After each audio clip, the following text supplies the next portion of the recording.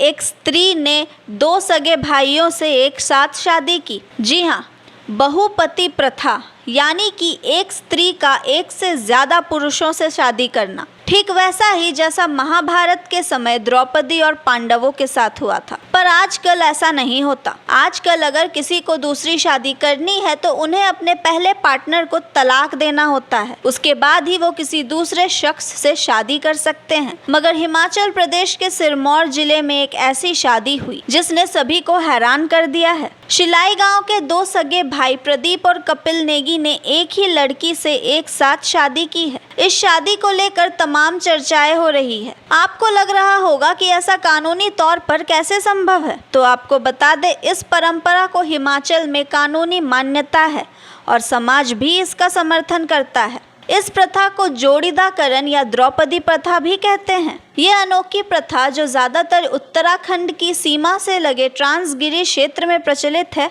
पीढ़ियों से चली आ रही है। इसका उद्देश्य था भूमि का बंटवारा रोकना और परिवार में एकता बनाए रखना। इस प्रथा को निभाते हुए हिमाचल प्रदेश के सिरमौर जिले के शिलाई क्षेत्र के थिंडो खानदान में ये शादी हुई। यहाँ कुनहट गांव की रहने वाली लड़की के साथ 12 से 14 जुलाई के बीच 2 सगे भाइयों ने विधिवत शादी रचाई। इस शादी में दूल्हा दुल्हन के परिजनों के साथ गांव वाले भी धूमधाम से शामिल हुए। आपको बता दें, दोनों दूल्हे शिक्षित हैं। इनमें से एक भाई हिमाचल प्रदेश के जल शक्ति विभाग में सरकारी नौकरी करता है, जबकि दूसरा भाई विदेश में काम करता है। इस शादी को लेकर दुल्हन सुनीता चौहान और दूल्हे प्रदीप और कपिल नेगी का भी बयान सामने आया है। उन्होंने कहा है कि बिना किसी दबाव के ये फैसला लिया गया है। कपिल नेगी ने कहा, भले ही मैं विदेश चला जाऊं, हमारा रिश्ता मजबूत बना रहेगा। उनके भाई प्रदीप ने भी यही भावना दोहराई और सुनीता और एक दूसरे के प्रति अपनी साझा प्रतिबद्धता पर प्रकाश डाला।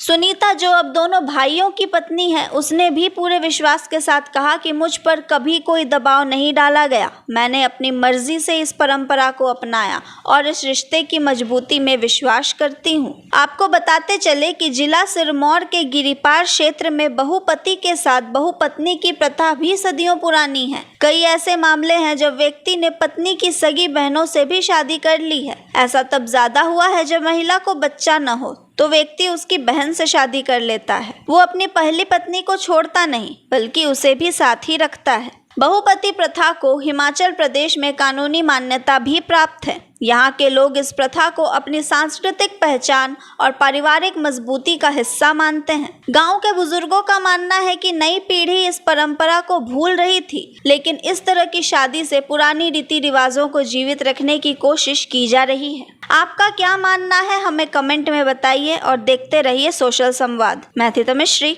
धन्यवाद।